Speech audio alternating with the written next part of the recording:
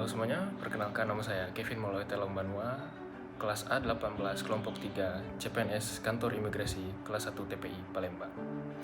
Di sini saya akan sedikit berbagi pengalaman terkait pelatihan dasar calon pegawai negeri sipil dalam salah satu materi yang saya dapat itu terkait tentang analisis isu kontemporer.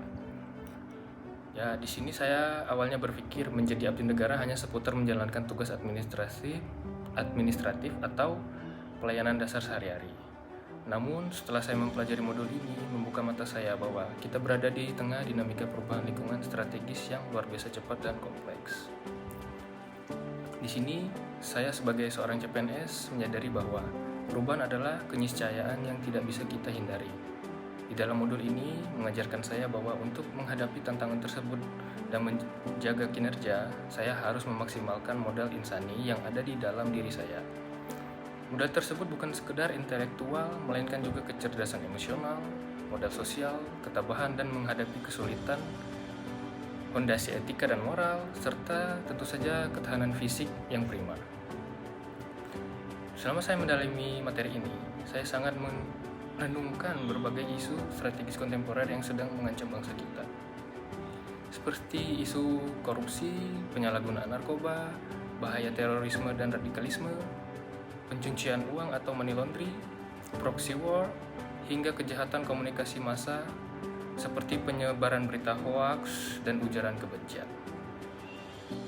Dari kacamata saya pribadi, isu korupsi dan kejahatan komunikasi massa adalah ancaman yang paling dekat dengan keseharian kita di birokrasi dan masyarakat. Saya belajar bahwa korupsi bukan sekedar kejahatan dari mereka yang kekurangan, melainkan bersumber dari kelemahan moral dalam menghadapi godaan dan sifat serakah. Hal ini menjadi pengingat keras bagi saya untuk membangun sikap anti korupsi yang dimulai dari diri saya sendiri, dari hal-hal terkecil di meja kerja saya nanti. Di sisi lain, di era digital ini, kita rentan menjadi korban atau tanpa sadar menjadi pelaku penyebaran informasi yang salah. Di modul ini juga menekankan betapa pentingnya membangun kesadaran positif dalam menggunakan media komunikasi massa sebagai aparatur sipil negara yang juga bertugas sebagai perekat bangsa. Saya sadar bahwa saya memiliki tanggung jawab untuk mengoptimalisasikan pemanfaatan media massa guna mengadvokasi nilai-nilai persatuan, bukan justru ikut memperkeruh suasana dengan informasi simpang siur. Pengalaman paling berharga lainnya dari modul ini adalah saya tidak hanya dituntut untuk peduli, tetapi dilatih untuk memiliki kemampuan berpikir kritis.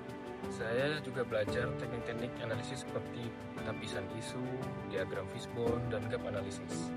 Melalui teknik fishbone misalnya, saya dilatih untuk membedah suatu masalah dari berbagai kategori penyebab, seperti metodenya, sistemnya, atau manusianya, untuk menemukan akar sebab yang paling mungkin terjadi. Kerangka ini melatih saya agar kelak ketika menghadapi masalah di instansi, saya tidak bersikap reaktif, melainkan analitis dan solutif. Sebagai penutup, pembelajaran mengenai analisis isu kontemporer ini tidak sekedar teori bagi saya, melainkan bekal mental.